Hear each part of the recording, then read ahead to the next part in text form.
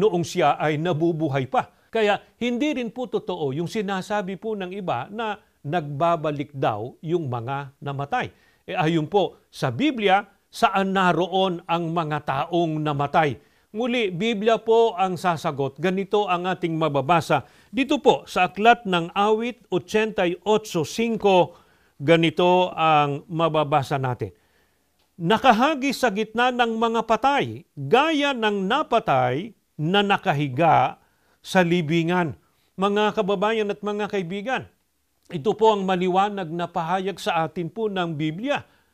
Ang sabi po, gayaan niya ng napatay na nakahiga sa libingan.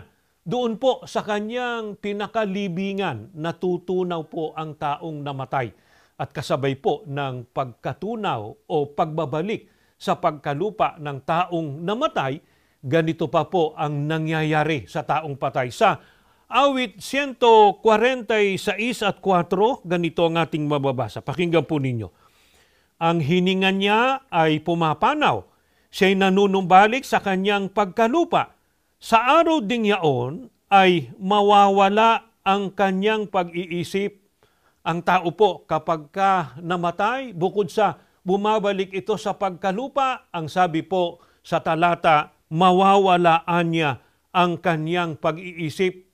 Kaya ang taong namatay na, wala na pong nalalaman, wala na rin pong damdamin, at ang nangyayari sa kanya ay natutunaw na sa kanyang libingan. Kaya hindi na magagawa ng mga namatay na tulungan, bantayan, o kaya gabayan ang mga nabubuhay.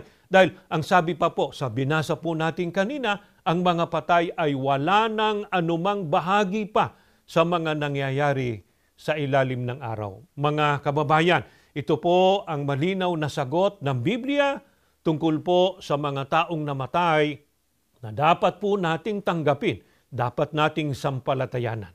Kung meron pa po kayong ibang mga nais malaman, nais na itanong sa mga aral na aming sinasampalatayanan, malaya po kayong makadalo sa aming mga dako ng gawain, sa mga papamahayag na isinasagawa. Maaari kayong magtanong sa mga ministro at mga manggagawang nakadistino po sa mga lugar na yon. Nakahanda silang paglingkuran kayo at sagutin ang inyong mga katanungan. Maaari din po kayong sumubaybay sa mga religious program ng Iglesia ni Cristo.